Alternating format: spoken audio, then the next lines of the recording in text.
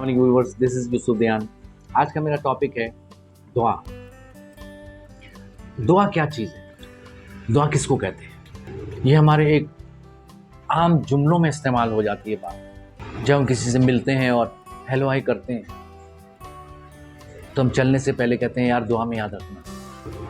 दुआ एक्चुअली अल्लाह से राब्ते का नाम है। दुआ अल्लाह से लगाव का नाम है। दुआ अल्लाह से गिड़गिड़ाने का नाम है। दुआ अपनी ज़रूरत, अपनी इल्तिजा को अपने अल्लाह के हुजूर पेश करने का नाम है। जब कोई ज़रूरतमंद आपके पास आता है और आप उसकी ज़रूरत पूरी कर देते हैं, तो वो ज़रूरी नहीं कि वो अपने मुंह से बोले, वो जो उसके दिल में खुशी पहुंची है, जो उसकी ज़रूरत पूरी होने के बाद उसके अंदर जो तस्कीन पहुंची है और वो जो उसका दिल खुश हुआ है, वो सीधे अल्लाह तक पहुंचे। ये दुआ है। कोई भूखा प्यासा है, आपके दिल में आया, आपने उसको खाना खिला दिया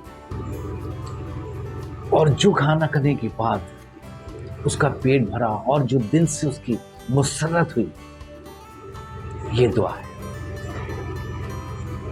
जो सीधी अल्लाह के पास पहुंचे। हमें दुआ का मफहूम ही नहीं पता। हम अपना हाथ उठाकर और रटे चले जाते हैं कि हमें ये दे दे, हमें वो दे दे, हमें ये कर दे, हमें वो। दुआ का ताल्लुक तो दिल से है। जब दिल ही आपका उस ताल्लुक को कायम नहीं कर रहा है तो ये लफ्जों के कोई मानी नहीं है, ये लफ्ज बेजा है। अल्लाह ताला फरमाते मैं तुम्हारे शाहरत के करीब हूं, तुम मुझसे मांगो मैं तुम्हें अता करूं। बहुत सारे लोगों का ये कहना है कि दुआ कबूल ही नहीं हो रही। हम दुआ करते हैं, दुआ कबूल ही नहीं होती। भाई दुआ कबूल कैसे होगी? हमारा दिल और हमारा दिमाग, हमारा सर उसके आगे झुक ही नहीं रहा। हमारा दिल का ताल्लुक उससे कायम ही नहीं हो रहा, तो उस तक हमारी बात पहुंचेगी कैसे? दुआ जो है इसकी बड़ी गहराई है। अगर हम इसके अंदर बहुत सारी चीज़ें ऐसी होती हैं। एक छोटी सी मिसाल देता हूँ। अगर मेरा छोटा बेटा है, अगर वो मुझसे ज़िद करे कि मुझे ये जलता हुआ कोयला मेरे हाथ में दो, उसको चमकता हुआ लग रहा है, उसको बड़ा इंटरेस्टिंग लग रहा है, उसको देखने में कलरफुल लग रहा है, रेड कलर का, उसे वो खिलौना लग रहा है, वो आपसे ज़िद किए जा रहा है कि मुझे ये पकड़ना है, मुझे ये लेना है, मुझे ये चाहिए। आप उसको दे दोगे? आप उसको हरगिज़ नहीं दोगे, क्योंकि आपको पता है कि ये कोयला है, जलता हुआ कोयला है, ये मेरे बच्चे के हाथ को जला देगा। तो इसी तरह से हम बहुत सारी दुआएं करते हैं। हम अपने रब से गिड़गिड़ाते हैं, मासूम आंसू बहाते हैं और अपनी आरज़ू, अपनी तलब को उसके सामने पेश करते हैं। लेकिन हमें तो पता है कि हम अपनी तलब हम सही समझ रहे हैं। मैं दुआ करता हूँ कि मुझे मेरी मुलाजमत अमेरिका में हो जाए, मुझे अमेरिका पहुँचा दे, या मुझे जर्मनी पहुँचा दे, या मुझे कहीं बाहर मुल्क पहुँचा दे। तो मैं तो समझ रहा हूँ कि मेरे लिए बहुत ही ज़बरदस्त ऑप्शन है ये, लेकिन मेरे अल्लाह के आगे ये मेरे लिए बेहतर है या नहीं है, ये मेरा रब ही जानता है। ये मेरा रब ही जानता है कि मेरे लिए क्या बेहतर है। अगर वो मेरे लिए बेहतर नहीं है तो वो मुझे नहीं देगा। लेकिन दुआ रद्द नहीं होती। आपको उसका नेमुल बदल अता हो जाता है, या दुनिया में या आखिरत में। ये मेरा अल्लाह का वादा है कि तुम मुझसे मांगोगे, दिल से मांगोगे, मैं तुम्हें दूंगा।